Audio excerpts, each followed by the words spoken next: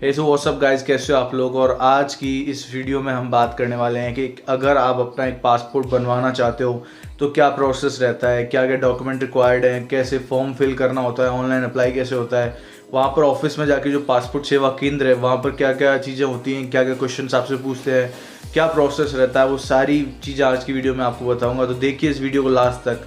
चलिए इस वीडियो को स्टार्ट करते हैं। तो वैसे मैं अभी आया था पासपोर्ट ऑफिस से, अभी मेरा सुबह आज 9:30 का अपॉइंटमेंट था और मैं वहाँ से अभी होकर आया हूँ। और मैं आपको एक्चुअली बताता हूँ कि ये मेरा सेकंड टाइम था जब मैं वहाँ गया था, क्योंकि लास्ट टाइम मुझे थोड़े से करेक्शन करवाने पड़े। तो अभी मैं आपको बताता हूँ कि एक्चुअली होता क्या है। सबसे पहले आपको करना क्या है कि पासपोर्ट जरूरी क्यों, आपको ये समझना है। देखो, पासपोर्ट एक ऐसी चीज़ है जो शायद सबसे बड़ी आइडेंटिटी है, और जब आप आउट ऑफ इंडिया जाते हो तो वहाँ पर आपको पासपोर्ट लगता ही लगता है। वहाँ पर ये आधार कार्ड या वोटर आईडी ये सब चीज़ नहीं चलती हैं।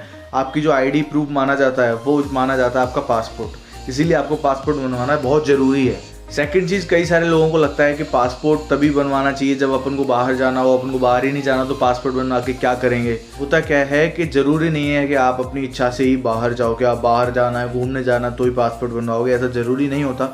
कई बार ऐसी इमरजेंसी आ जाती है या कुछ भी हो सकता है, तो अपना आईडी प्रूफ तो एटलीस्ट बनवा के रखो, क्योंकि आजकल ड्राइविंग लाइसेंस और इन सब चीज़ों में पासपोर्ट से ज़्यादा पैसे खर्च हो जाते हैं। तो मैं आपको रिकमेंड करूँगा अपना पासपोर्ट बनवा के ही रखो। ठीक है, तो अभी बात करते हैं कि पासपोर्ट कितने टाइप के होते हैं, कि क्या क्या टाइप्स होते हैं। वैसे मैंने इसके ऊपर वीडियो बनाया है, लेकिन आपको मैं ब्रीफ में बता देता हूँ। पासपोर्ट मेनली 3 टाइप के होते हैं। तो पहला जो पासपोर्ट होता है वो मिलता है जो गवर्नमेंट के जो अधिकारी होते हैं मेन, जैसे मान के चलो डिप्लोमेट होते हैं, जो विदेश मंत्री होते हैं, इस टाइप के जो अधिकारी हैं उनके लिए अलग से पासपोर्ट बनता है। इसके अलावा से सेकंड पासपोर्ट है वो है आपका जो गवर्नमेंट एम्प्लॉय वगैरह को मिलता है, जो सरकार के लिए काम करते हैं नॉर्मली। और थर्ड पासपोर्ट है वो नॉर्मल लोगों के लिए लगता है, जैसे हम हैं, आप हैं, बिजनेस पर्सन है, कोई भी है, जॉब करते हैं, उन सब लोगों के लिए एक नॉर्मल पासपोर्ट होता है, वो बनता है। अब पासपोर्ट 2 टाइप के पासपोर्ट बनते हैं। एक होता है 36 पेजेस का, जो होता है अपना 1500 रुपये का बनता है आपको, और दूसरा जो है वो 60 पेजेस का बनता है, 2000 रुपये जिसके लगते हैं। तो पेजेस का यूज़ क्या होता है? पेजेस का सिंपल यूज़ होता है, जैसे आप कहीं जाओगे ना, जैसे मान के चलो आप थाईलैंड गए फॉर एग्जांपल, तो वहाँ पर आपका स्टाम्प लगता है, तो इसके लिए एक पेज आपका वहाँ पर लग जाएगा। तो इस तरीके से जितने आपको पेज चाहिए, अगर आप फ्रीक्वेंट ट्रैवलर हो तो आप ज़्यादा पेजेस वाला बनवाओ, अगर आपको कभी कभार जाना है साल 2 साल 4 साल में, तो आपके लिए जो बेसिक 1500 रुपये वाला है जिसमें 35 पेज आते हैं वो आपके लिए बेस्ट रहेगा। ठीक है, अब बात करते हैं कि अप्लाई कैसे करना है। मैंने अप्लाई किया था नवंबर के महीने में, अभी हो गया आज तारीख है 21 जनवरी। तो इतना टाइम मुझे क्यों लगा? मैंने नवंबर में अप्लाई किया था, तो मैंने ऑनलाइन अप्लाई किया था, कुछ एक इंस्ट्रक्शन वीडियो मैंने भी देखा था, तो वो वीडियो की लिंक मैं नीचे डाल दूंगा डिस्क्रिप्शन में, आप देख लेना। किसी और की वीडियो है तो आप समझ लेना कि अप्लाई कैसे करते हैं, क्योंकि आप बाहर कहीं अप्लाई करवाने जाओगे तो आपको फालतू पैसे लगेंगे, इतना डिफ़िकल्ट प्रोसेस नहीं होता है। तो जब आप अप्लाई कर दोगे उसके बाद क्या है, आपको पेमेंट करना है, ऑनलाइन ही पेमेंट हो जाएगा आपका। और एक तत्काल या नॉर्मल होता है। अगर आपको तत्काल चाहिए, अगर आपको जल्दी से पासपोर्ट चाहिए 10-15 दिन के अंदर, तो तत्काल में जाओ, उसके लिए 500 रुपये एक्स्ट्रा लगते हैं। लेकिन अगर आपको नॉर्मल पासपोर्ट चाहिए, आपको जल्दी नहीं है, तो लगभग 1 महीने के अंदर अंदर हो जाता है मैक्स टू मैक्स, तो उस केस में आपको 500 रुपये एक्स्ट्रा नहीं देने आप। तो अब बात कर लेते हैं कि आपने चूज़ कर लिया है, आपने ऑनलाइन अप्लाई कर दिया पूरा प्रोसेस देख के। अब क्या होगा, आप जब वहाँ पे पेमेंट करोगे वेबसाइट पे, तो आपको जो आपके पास का जो PSK होगा, पासपोर्ट सेवा केंद्र, वहाँ पर आपको एक अपॉइंटमेंट का डेट फिक्स करना पड़ेगा।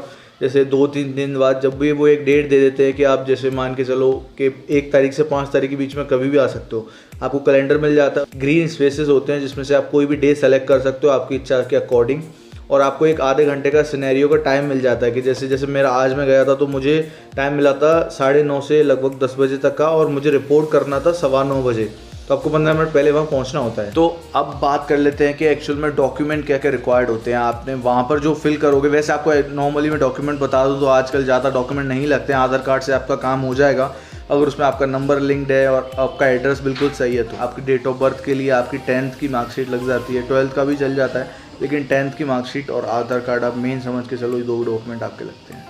और इसके बाद जब आप वहाँ पर जाओगे तो आपको क्या लेकर जाना है। जैसे आपकी जो अपॉइंटमेंट फिक्स हो गया, आप उस दिन जा रहे हो, तो आपको क्या लेकर जाना है। आपको जो भी आपने मार्कशीट वहाँ पे फिल आउट करी है, जहाँ तक 10th की करना, 10th की मार्कशीट प्लस जो डेट ऑफ बर्थ का प्रूफ होता है बेसिकली, तो 10th की मार्कशीट और आधार कार्ड ओरिजिनल दोनों, और दोनों की फ़ोटोकॉपी करा कर ले जाना, वरना ऑफिस में भी हो जाती है, वो नॉर्मल चार्ज लेते हैं फ़ोटोकॉपी वाले, और वहाँ पे भी आपकी फ़ोटोकॉपी कर देंगे। अब मैं आपको बताता हूँ कि वहाँ पर जो अंदर का जो सिनेरियो रहता है वो क्या रहता है, वहाँ पर क्या क्या प्रोसेस होती है। तो एक पेज पे बताता हूँ बना के कि यहाँ पर जो जयपुर का PSK है जो ऑर्बिट मॉल में, वहाँ पर क्या हुआ था वो मैं आपको एक बार आइडिया देता हूँ एक पेज पे। वहाँ पर जैसे जयपुर का जो PSK है, पासपोर्ट सेवा केंद्र, उसके बारे में आपको बताता हूँ। मान के चलो इस तरीके का पासपोर्ट सेवा केंद्र है, और वहाँ पे एक्चुअली में होता क्या है, यहाँ पे मैं गया था तो यहाँ से था उसका गेट। तो यहाँ से जाने के बाद यहाँ पर थे 3 काउंटर, मतलब 2-3 काउंटर यहाँ पे थे। तो आपको जाके क्या करना पड़ता है, यहाँ पर जाके आप या तो वेट में यहाँ पर बैठना पड़ता है आपको। यहाँ पे फ़ोटोकॉपी वाला था, आप फ़ोटोकॉपी चाहो तो फ़ोटोकॉपी करा सकते हो, और यहाँ पर लाइन लगती है। तो यहाँ पर आपका नंबर जैसे भी शेड्यूल हुआ है उस टाइम पे आप जाके यहाँ पर अपना चेक करा लो कि सर मेरा अपॉइंटमेंट फिक्स था, ये था। तो वो क्या है, आपके पे एक नंबर लिख देंगे। जैसे मेरा जो आज नंबर था वो था N56, तो उन्होंने मुझे एक टोकन नंबर दिया जो आपके अंदर तक काम आता है। टोकन नंबर लेने के बाद आप एक और हॉल होता है वहाँ पर चले जाते हो। यहाँ पे काफ़ी सारी सीटिंग होती है, और यहाँ पे एक टीवी लगा होता है। टीवी में आपका दिखता रहता है कि आपका जैसे ही नंबर आएगा आपको अंदर जाना होता है। जैसे आपका नंबर आया आप अंदर गए। उसके बाद एक हॉल ये होता है, इस तरीके का एक हॉल होता है जहाँ पर बहुत सारे काउंटर होते हैं। तो वो लोग क्या करते हैं, अलग अलग काउंटर पे बैठते हैं। जैसे A50 से A1 से लेके A20 तक समथिंग काउंटर होते हैं। तो आपको यहाँ पर नंबर आ जाता है कि आपको कौन से काउंटर पे जाना है। जैसे N56 को जाना है, मान के चलो A10 पर जाना है, तो आप जाके A10 काउंटर पे जाके बात कर लो। वहाँ पर आपका एक्चुअल में होगा क्या, वहाँ पर आपका होता है बायोमेट्रिक। आपसे एक फॉर्म फिल करवा लेंगे, आपकी जो भी डिटेल्स दी है, जो आपने ऑनलाइन फिल किया है ना, वो उनके पास आ जाएगा, और वहाँ से वो आपकी पूरी फॉर्म को फिल कर देते हैं। आपका फॉर्म फिल कर देंगे, बायोमेट्रिक होगा, और आपका वहाँ पर फ़ोटो क्लिक हो जाएगा। आपका फ़ोटो क्लिक कर लेंगे, बायोमेट्रिक हो जाएगा, पूरा फॉर्म क्लिक हो जाएगा, एक फॉर्म आकर पूरा फॉर्म फिल हो जाएगा, और एक प्रिंट आउट निकाल के आपसे साइन करवा लेते हैं 2 जगह। जैसे भी आपके साइन है आप साइन करवा लेंगे, और उसके बाद आपको नंबर मिलता है और अंदर जाने के लिए। और वहाँ से आप जाते हो इस साइड, जैसे जयपुर में था तो यहाँ पर बहुत बड़ा, यहाँ पर भी 2 काउंटर होते हैं। जैसे बड़े बड़े रूम होते हैं, एक B रूम होता है, एक C रूम होता है। तो पहले आपको A यहाँ हो गया, तो B पे भी होता है, जैसे B1 से B10 तक, ऐसे C1 से C10 तक ऐसे होता है। तो पहले आपको B में जाना है, फिर C में जाना है, और ये हॉल होता है यहाँ बैठने के लिए। वेट करना पड़ता है इस जगह पे, आपको काफ़ी वेट करना पड़ेगा, 10-15 मिनट। यहाँ से आप फ्री हुए, आपने बायोमेट्रिक डन करवाया, उसके बाद आप इधर आओगे। इधर आके पहले आपको B1 में जाना पड़ेगा। वहाँ पर वो क्या चेक करते हैं, वहाँ पर जाके आपका सब चेक हो जाएगा कि आपने जो भी डिटेल्स दी, आपसे चाहे तो कुछ पूछ सकते हैं वो। और यहाँ से जैसे वो डन करेंगे उसके बाद आपको यहाँ जाना है थोड़ी देर बाद, और यहाँ जाने के बाद आपको पूरा आपका एग्जिट हो जाएगा। यहाँ हो गया, मतलब आप कंफर्म हो गया। अब जो आपका B1 वाला एरिया था, उस B1 वाले एरिया में लोग वो आपसे कुछ पूछ सकते हैं। वो जो गवर्नमेंट के मेन जो ऑफिसर्स होते हैं वो वहाँ पर बैठते हैं, और वो आपसे बेसिकली पूछते हैं। जैसे मेरे टाइम पे क्या हुआ था, मेरे जो फादर का नाम था वहाँ पर एक में शर्मा था और एक में था कुमार शर्मा। जैसे मेरे आधार कार्ड में था कुमार शर्मा, मेरे 10th की मार्कशीट में था कुमार, और 12th की मार्कशीट में था शर्मा। तो उन्होंने वो अलाउड नहीं किया, तो मुझे उन्होंने बाहर बोल दिया था कि आप दोनों लेके गया था मैं, तो उन्होंने बोला आप 12th वाली लगा दो, आप 10th वाली लगाना मैं सजेस्ट करूँगा। आपका नाम दोनों में सेम होना चाहिए, 10th की मार्कशीट और आधार कार्ड में आपकी डेट ऑफ बर्थ और आपके फादर का नाम वो सेम होना चाहिए। 3 चीज़ों का ध्यान रखना, क्योंकि मेरे सेम नहीं था। उन्होंने बोला कि आप एक काम करो, आप ये मार्कशीट में जो नाम है आपके फादर का वो आधार कार्ड से चेंज करवा लो, क्योंकि 10-12 की मार्कशीट में नाम चेंज कराना बहुत बड़ा एक आफत होती है। इसीलिए उन्होंने बोला कि आप आधार कार्ड में चेंज करवा लो आपके फादर का नेम। तो मैंने वो करवाया, और वो आते आते मुझे लगभग 1-1.5 महीना हो गया। मैं अब जनवरी में आके, आज 21 जनवरी हो गई, आज मैं वापस गया हूँ। कल मेरे पास आधार कार्ड आया, मैंने लिया और तुरंत मैंने बुक कराया, तो कल मैं बुक हो गया। और हाँ, आपको मान के चलो अगर आपका करेक्शन आता भी है, वैसे तो कोई करेक्शन आएगा नहीं, अगर मान के चलो कोई करेक्शन आता है तो बस आपको कुछ नहीं करना, आपने जो पे वे किया है सब चीज़ आपके 50 रुपये। हाँ, आप जब एक काउंटर पे जाते हो आपसे 50 रुपये चार्ज करते हैं। वो आपसे बोलेंगे आपको मैसेज वाला करवाना है या SMS वाला चार्जेस जो होते हैं,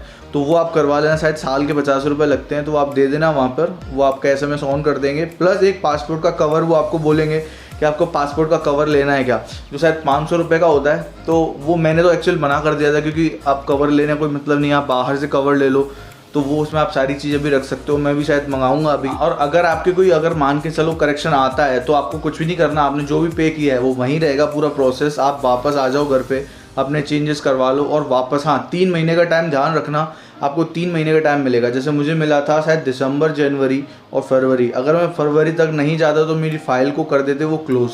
मैंने डेट देखा था, अपनी जो पोर्टल होता है वेबसाइट का, वहाँ पर लिखा आता है कि अगर जैसे मेरे में आ रहा था 15 फरवरी, अगर आप 15 फरवरी तक नहीं गए तो आपकी फ़ाइल क्लोज़ कर दी जाती है। तो उस चीज़ का ध्यान रखना, और आपको दोबारा में कुछ नहीं करना। जैसे आपके चेंजेस हो जाएँ आप जाके सीधा वेबसाइट पे जाओ, लॉगिन करो, आपको लॉगिन पासवर्ड सब सेव कर लेना अपने पास। लॉगिन करने के बाद अपॉइंटमेंट शेड्यूल करो जैसे पहले करी थी, बिल्कुल सिंपल, सारी प्रोसेस वही रहेगी, पूरा और कुछ नहीं करना, सिर्फ अपॉइंटमेंट आपको शेड्यूल करनी है और दोबारा करो, वापस जाओ, पूरे डॉक्यूमेंट लेके जाओ। ज़्यादा कुछ पूछताछ वो नहीं करते हैं। अगर मैं आपको बताऊं कि क्वेश्चन वो क्या पूछेंगे, तो बेसिक आपसे कोई क्वेश्चन पूछ सकते हैं कि जैसे आपसे डॉक्यूमेंट ले लेंगे, आपका नाम पूछेंगे, आपके फादर का नेम, डेट ऑफ बर्थ पूछेंगे, ताकि कंफर्म करने के लिए कि आपको पता है कोई फ्रॉड तो नहीं है। और ये पूछने के बाद बस मेरे हिसाब से वो भी नहीं पूछते, क्योंकि अब मैं वापस गया था, मुझसे कुछ भी नहीं पूछा था। तो बस आपसे ये नॉर्मल चीज़ें पूछेंगे तो, क्योंकि मेन जो पूछना होता है ना वो होता है इमिग्रेशन के टाइम पे, जब आप बाहर जाओगे तब वो पूछते हैं कि आप जैसे मान के चलो दुबई जा रहे हो, तो वो पूछेंगे कि आप दुबई क्यों जा रहे हो इमिग्रेशन के टाइम पे। तो बस ये प्रोसेस होते ही वहाँ पे आपको एग्जिट लेना है, कोई फीडबैक फॉर्म भरवाएंगे, वो आपकी इच्छा है, भरना चाहो तो भर देना, नहीं भरना चाहो तो कोई बात नहीं। जैसे मैं वहाँ से निकला था मैंने उनसे पूछा कि सर और कितना टाइम लगेगा, क्योंकि एक पुलिस वेरिफिकेशन बचा होता है ऑफिस जाने के बाद, उसके बाद आपका पासपोर्ट आपके घर आ जाता है। तो मैंने पूछा सर कितना टाइम लगा, कह रहे मुश्किल से 10 से 12 दिन लगेंगे और पासपोर्ट आपके आने में। अब जो उन्होंने मुझे बताया कि 3 दिन के अंदर अंदर, 3 से 4 दिन के अंदर अंदर मेरा पुलिस वेरिफिकेशन हो जाएगा। पुलिस वेरिफिकेशन का प्रोसेस और उसके आगे जैसे पासपोर्ट आता है उसका पूरा प्रोसेस मैं आपको बताऊंगा अगली किसी वीडियो में, क्योंकि यहाँ तक का प्रोसेस मैं आपको बता दिया, आज मैं वहीं से आया था तो पूरा कंप्लीट हो चुका है। आगे की प्रोसेस मैं आपको आगे वाली वीडियो में बताऊंगा। और इस वीडियो को ध्यान से शेयर कर देना अपने दोस्तों के साथ, फैमिली के साथ, ग्रुप्स में, जहाँ भी आप चाहते हो कि अगर किसी को पासपोर्ट बनवाना है उसके लिए, ठीक है, मुझे शेयर कर देना। मैं डिस्क्रिप्शन में लिंक दे दूंगा, अप्लाई कैसे करना है ऑनलाइन। तो जुड़े रहिए, अगर आपने मेरे चैनल को सब्सक्राइब नहीं किया है तो कर लेना जरूर से, मुझे इंस्टाग्राम पर फॉलो कर लो। अगर आपको कुछ पूछना है तो कमेंट में पूछो, मेरे इंस्टाग्राम पे मुझे जाके पूछ लो। ये इस वीडियो को अब करते हैं समाप्त और मिलते हैं ऐसी किसी और वीडियो में, तब तक के लिए बाय बाय।